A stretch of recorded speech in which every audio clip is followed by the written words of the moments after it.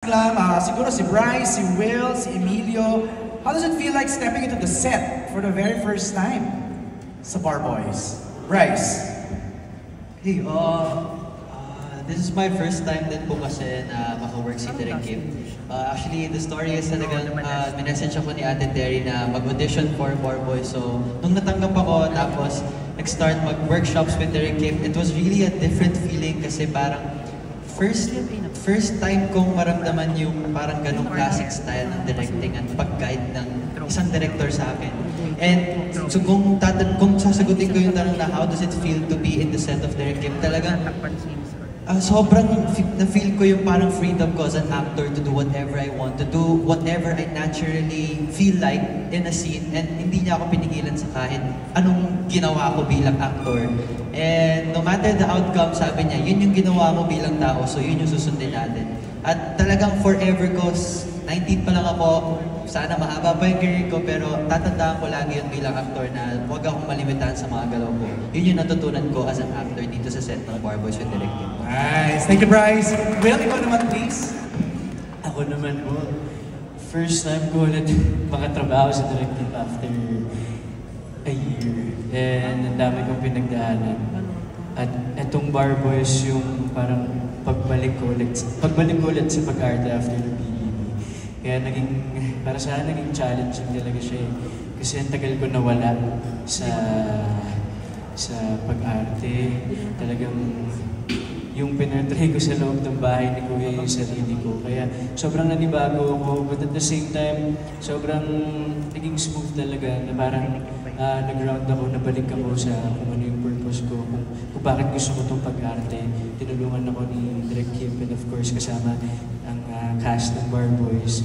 Kasi sobrang gulo talaga ng utak ko that time, sobrang overwhelming mga nangyayari. Pero grateful ako kasi talagang ginaid nila ako sa tama. At eto, nagawa na namin yung pelikula. Alright. Emilio?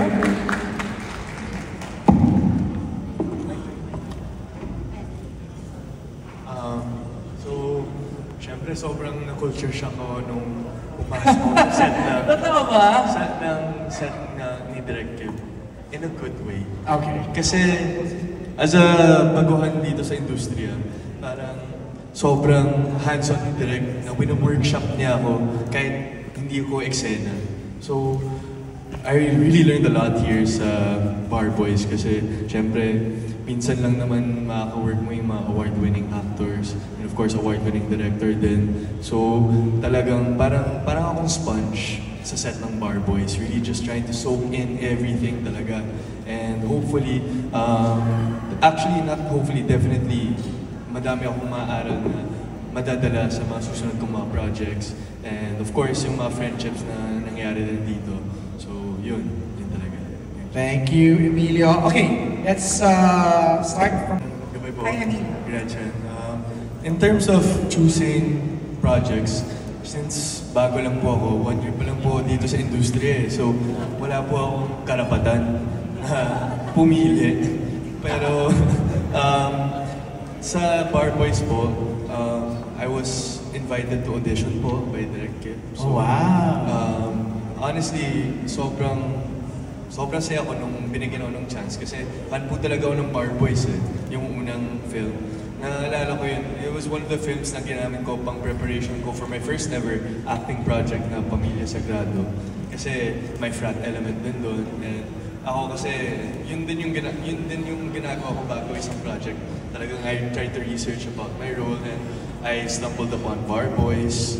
And talagang na-inspire ako doon.